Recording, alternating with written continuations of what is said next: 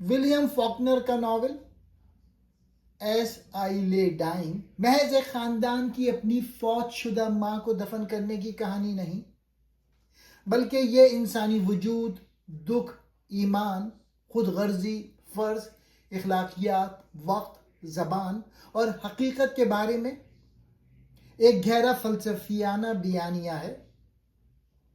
اس novel کا مرکزی پیغام یہ ہے کہ انسانی زندگی تضادات سے بھری ہوئی ہے۔ محبت اور خود غرضی، ایمان اور شک، خاندان اور تنہائی، زندگی اور موت ایک ساتھ چلتے ہیں۔ موت اور زندگی کا فلسفہ۔ ناول کا آغاز ہی موت سے ہوتا ہے۔ ایڈی بستر مرگ پر ہے، لیکن دلچسپ بات یہ ہے کہ مصنف ہمیں یہ نہیں دکھاتا کہ موت صرف انجام ہے، بلکہ یہ ایک عمل، ایک سفر اور ایک آئینہ ہے جس میں زندہ لوگ خود کو دیکھتے ہیں۔ ایڈی کی موت خاندان کو متحد نہیں کرتی، بلکہ ان کے اندر چھپی ہوئی کمزوریوں، جھوٹ اور خود غرضی کو بے نقاب کرتی ہے۔ اس سے ناول کا پہلا بڑا پیغام سامنے آتا ہے۔ موت صرف جسمانی خاتمہ نہیں، بلکہ سچائی کو ظاہر کرنے والی طاقت ہے۔ ہر کردار ایڈی کی موت کو اپنے مفاد کے مطابق دیکھتا ہے۔ شوہر اپنی انا کی تسکین کے لیے اسے جیفرسن دفن کرنا چاہتا ہے۔ ڈیرل ذہنی اور فلسفیانہ سطح پر موت کو سمجھنے کی کوشش کرتا ہے۔ کیش اپنی ماں کے تابوت کو منطقی انداز میں بناتا ہے، جیسے یہ کوئی انجینئرنگ منصوبہ ہو۔ مصنف کا پیغام یہ ہے کہ انسان اکثر موت کو بھی اپنے مفاد کے تابع کر دیتا ہے۔ خاندان، محبت یا مجبوری۔ بظاہر یہ ناول ایک خاندان کے سفر کے بارے میں ہے، مگر اصل میں یہ سوال اٹھاتا ہے، کیا خاندان واقعی محبت پہ قائم ہوتا ہے یا محض سماجی مجبوری پہ؟ خاندان ایک دوسرے سے جڑا ہوا ہے، مگر جذباتی طور پہ بکھرا ہوا ہے۔ ہر شخص اپنے اندر بند ہے اور ان کے درمیان حقیقی ہمدردی کم ہی نظر آتی ہے۔ مثلاً شوہر اپنی بیوی کے مرنے کے بعد فوراً نئے دانت لینے کے بارے میں سوچتا ہے۔ ڈیرل اپنی ماں سے جذباتی طور پہ جڑا ہوا ہے، مگر خاندان اسے پاگل سمجھ کر ذہنی اسپتال بھیج دیتا ہے۔ مصنف یہاں یہ پیغام دیتا ہے کہ خاندان ہمیشہ محبت کا نام نہیں، کبھی کبھی یہ خود غرضی کا مجموعہ بھی ہوتا ہے۔ زبان، سچ اور حقیقت۔ اس ناول کی خاص بات یہ ہے کہ یہ متعدد راویوں کے ذریعے سنایا گیا ہے۔ ہر کردار اپنی زبان میں اپنی سچائی بیان کرتا ہے۔ اس سے مصنف کا ایک اہم فلسفیانہ پیغام سامنے آتا ہے۔ کوئی ایک مطلق سچ نہیں ہوتا، ہر انسان کی اپنی حقیقت ہوتی ہے۔ مثلاً ایک بیٹا چیزوں کو فلسفیانہ نظر سے دیکھتا ہے، ایک بیٹا ہر چیز کو عملی اور منطقی نظر سے دیکھتا ہے، کوئی جذباتی اور خود غرضانہ انداز میں سوچتا ہے، پڑوسی باہر سے دیکھ کر خاندان کو سمجھنے کی کوشش کرتا ہے۔ مصنف ہمیں بتاتے ہیں کہ سچ ہمیشہ موضوعی یعنی سبجیکٹو ہوتا ہے، مطلق نہیں۔ ایمان، مذہب اور اخلاقیات۔ ناول میں مذہب اور ایمان کا تصور پیچیدہ ہے۔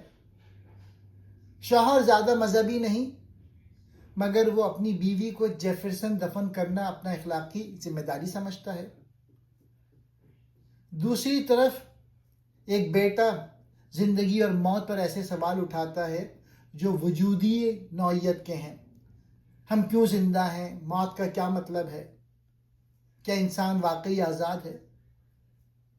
مصنف براہ راست مذہب کی تبلیغ نہیں کرتا، بلکہ قاری کو یہ سمجھنے پہ مجبور کرتا ہے کہ کیا اخلاقیات قانون سے آتی ہے، مذہب سے، یا انسان کے ضمیر سے؟ دکھ یعنی سفرنگ اور انسان کی مزاحمت۔ پورا دفنانے کا سفر مصیبتوں سے بھرا ہوا ہے۔ سیلابی دریا عبور کرنا پڑتا ہے، ताबूत तकरीबन तबाह हो जाता है, जिस्म सड़ने लगता है, ख़ानदान एक दूसरे से झगड़ता है। इस सब के बावजूद वो आगे बढ़ते रहते हैं। इससे मुसन्निफ़ का एक और बड़ा पैगाम उभरता है। इंसान दुख के बावजूद ज़िंदा रहता है, लड़ता है और आगे बढ़ता है। यह इंसानी बर्दाश्त यानी रेजिलियंस का नावल है।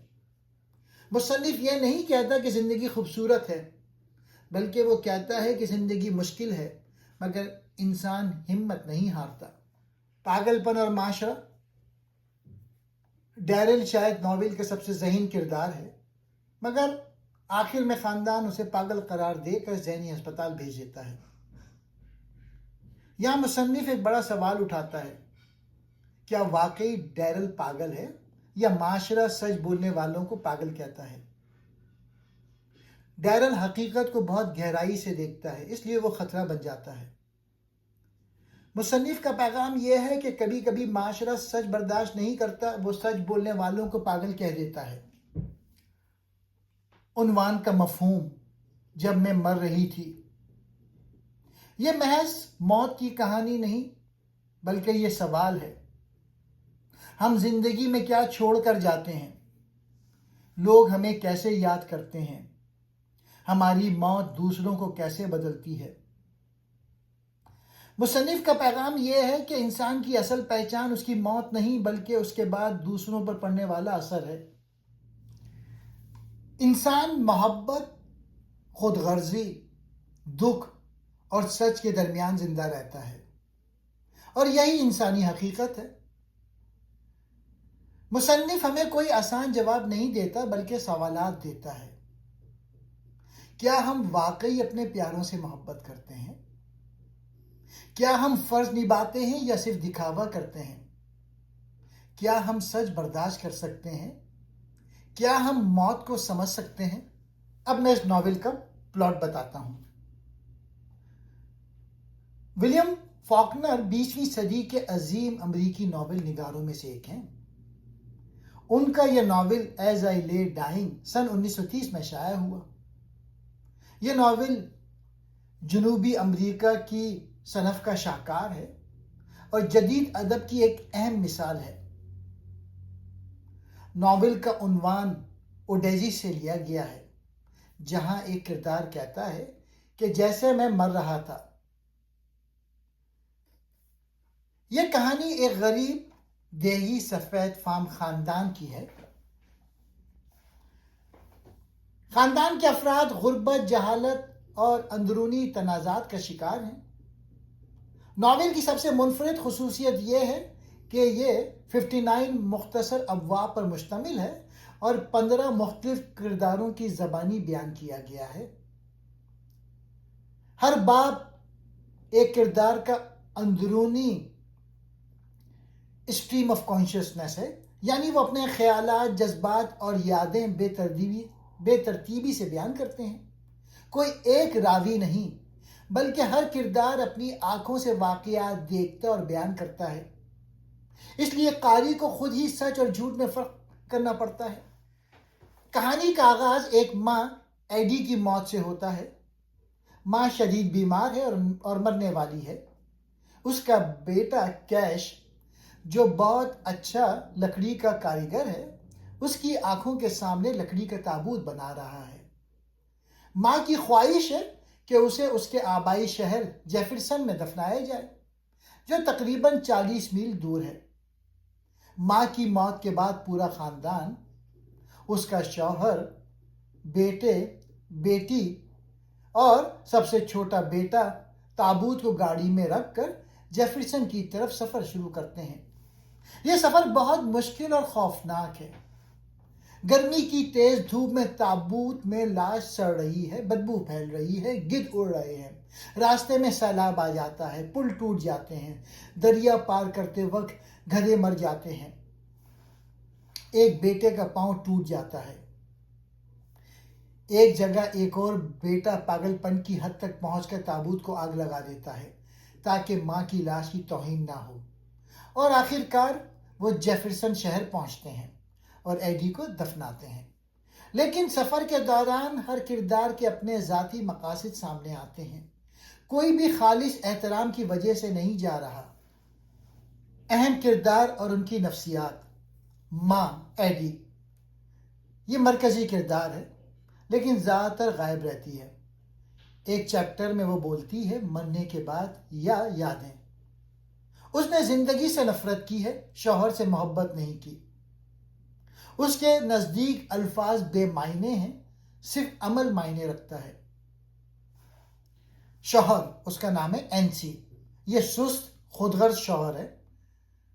ہمیشہ کہتا ہے میں بدقسمت ہوں، اصل میں نئے دانت بنوانے اور نئی بیوی ڈھونڈنے کے لیے جیفرسن شہر جا رہا ہے۔ بڑا بیٹا جس کا نام کیش ہے، یہ سب سے بڑا بیٹا ہے، عملی اور محنتی، تابوت بنانے میں فخر کرتا ہے۔ اس کی زبان میں لکڑی، کیل اور کام کی تفصیلات زیادہ ہیں۔ ایک اور بیٹا ڈیرل سب سے حساس اور ذہین لیکن پاگل سمجھا جاتا ہے۔ وہ دوسروں کے خیالات پڑھ سکتا ہے، جیسے وہ سب سے زیادہ ابواب بولتا ہے۔ آخر میں وہ پاگل ہو کر جیل چلا جاتا ہے۔ جوئل، یہ ماں کا پسندیدہ بیٹا ہے۔ وہ گھوڑے سے محبت کرتا ہے۔ وہ خاندان سے الگ تھلگ ہے۔ سب سے چھوٹا بیٹا ماں کی موت کو سمجھ نہیں پاتا۔ مشہور جملہ my mother is a fish, میری ماں مچھلی ہے، کیونکہ مچھلی مر گئی تھی جیسے ماں مر گئی۔ اہم موضوعات: موت اور وجود کی بے معنویت۔ موت کے بعد کیا باقی رہتا ہے؟ ایڈی کہتی ہے کہ الفاظ جھوٹے ہیں، صرف موت سچ ہے۔ خاندانی تنہائی اور علیحدگی، سب ایک ساتھ ہیں لیکن ہر کوئی تنہا ہے، کوئی ایک دوسرے کو سمجھتا نہیں۔